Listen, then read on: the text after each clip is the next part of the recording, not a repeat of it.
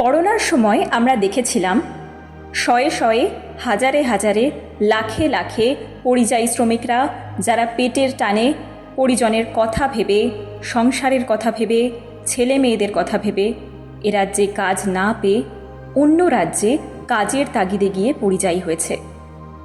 তাদের ফিরে আসার দৃশ্য, সেটা আমাদের কাছে স্মরণীয়। অনেক নেতামন্ত্রীরা বলেছেন করোনার ট্রেন আসছে বাংলায়, ওরা তো ফিরবেই বাঁচার তাগিদে নিজেদের পরিবারের কাছে, বাঁচতে ফিরবে। এবার 2026 পশ্চিমবঙ্গে ভোট। আগামী 5 বছরে কার দখলে থাকবে পশ্চিমবঙ্গ? তার ভোট। নতুন এক গণতান্ত্রিক উৎসব, যা 1977-এর পর নতুন করে দেখছে বাংলা। ট্রেনে, বাসে, গাড়িতে মানুষের ফেরার ঢল। লাখে লাখে পরিযায়ী শ্রমিক ফিরছে 2026-এ পশ্চিমবঙ্গের ভোটে অংশগ্রহণ করতে। দেখছি গুজরাট থেকে, বম্বে থেকে, বিহার থেকে, দিল্লি থেকে, মধ্যপ্রদেশ থেকে, উড়িষ্যা থেকে, আসাম থেকে, ত্রিপুরা থেকে লাখে লাখে পরিযায়ী শ্রমিকরা ফিরছে। দেখে মনে হচ্ছে একটা যুদ্ধের পরিস্থিতি। তারা যে সকল রাজ্য থেকে ফিরছে তার মধ্যে বেশিরভাগই বিজেপি শাসিত রাজ্য। আমরা বলি এই 15 বছরে পশ্চিমবঙ্গে অনেক শিল্প হয়েছে, শিল্প মেলা হয়েছে। মহামান্য দাদা সৌরভকে স্পেনের শিল্প মেলায় তুলে নিয়ে যাওয়া হয়েছে। আমরা দেখলাম ওই শিল্প মেলায় সৌরভ গাঙ্গুলি একাই শিল্পপতি। সৌরভ বললেন গদগদ মুখে, পশ্চিমবঙ্গের বুকে লাখে লাখে মানুষের চাকরি হবে। কি ঢপটাই না সেদিন মেরেছিলেন। যাই হোক, পরিযায়ী শ্রমিকরা যে বাংলায় সেরা, এটা আমাদের গর্ব।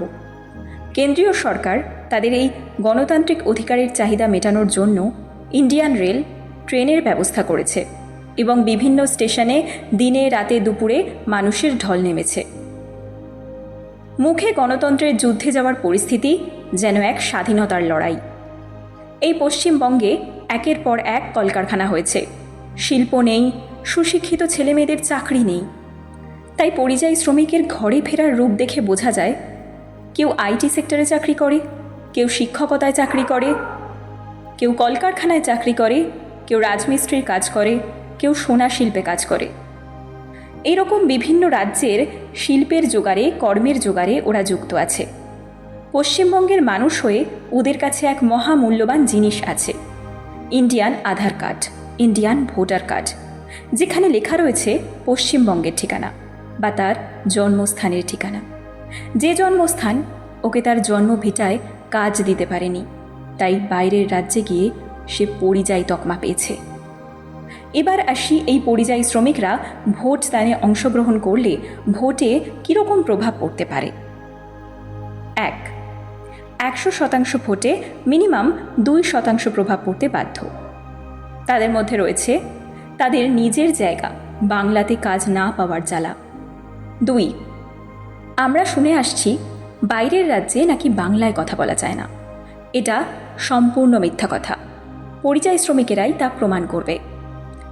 একটি পরিযায়ী শ্রমিকের আশেপাশের মানুষ যখন জিজ্ঞেস করবে তোদের কি বাইরে বাংলা বলা মানা, তখন ওরা বলবে এটা ডাহা মিথ্যে কথা। 3, যখন পরিযায়ী শ্রমিকদের বলা হবে ওখানে কি মাছ মাংস খাওয়া বারণ, তোদের পাতে কি মাছ মাংস জোটে না, তখন ওরা এটা বলবে যে এটাও একটা ডাহা মিথ্যে কথা। 4, যখন তাদের জিজ্ঞেস করা হবে ওখানে কি তোদের ওপর অত্যাচার করা হয়, উত্তর একটাই আসবে, এটাও ডাহা মিথ্যে, ডাহা মিথ্যে, ডাহা মিথ্যে। ওদের এতবার জিজ্ঞেস করা হবে যখন, ওরা মন খুলে কথা বলতে বাধ্য হবে। বাংলা ওদের কাজ দিতে পারেনি, শিল্প নেই, বাণিজ্য নেই, কর্ম নেই। পেটের তাগিদে, বাঁচার তাগিদে, পরিবারকে বাঁচানোর তাগিদে আমরা বাইরের রাজ্যে গিয়ে সুন্দরভাবে শ্বাস নিতে পারছি, সুন্দরভাবে বাঁচতে পারছি। ফলে তোমরা আমাদের প্রশ্ন করতে পারো না, জিজ্ঞাসা করতে পারো না। আমরা ভালো থাকবো সেই দিনই যেদিন পশ্চিমবঙ্গে কর্মের জোয়ার, শিল্পের জোয়ার, শিক্ষিত বেকার যুবকের জন্য অধিকারের গান গাওয়া হবে। মানুষেরা শিক্ষান্তে কাজ পাবে এবং কাজের শেষে গরম ভাত পাবে। প্রত্যেক দিন তা নিজের বাড়িতে বসে খাবে, প্রিয়জনের সাথে পরিজনের সাথে ভাগ করে খাবে। এমন এক দিন আসুক, সেই দিন যেন এই রকমই হয়। সুতরাং 2026-এর ভোটে এর প্রভাব অল্প হলেও পড়বে। 1.5 থেকে 2% মার্জিন এদিক ওদিক তো হবেই।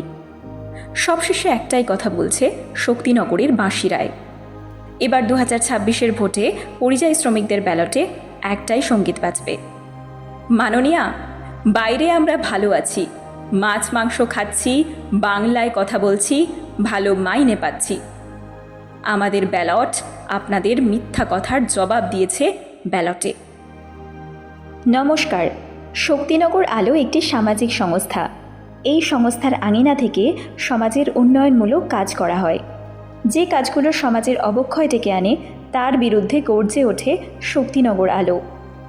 আমরা কোনো অর্থনৈতিক সহযোগিতা দাবি করি না, শুধু আপনাদের ভালোবাসা থেকে যেন কখনো বঞ্চিত না হই সেই জন্য এই চ্যানেলটিকে অবশ্যই সাবস্ক্রাইব করুন।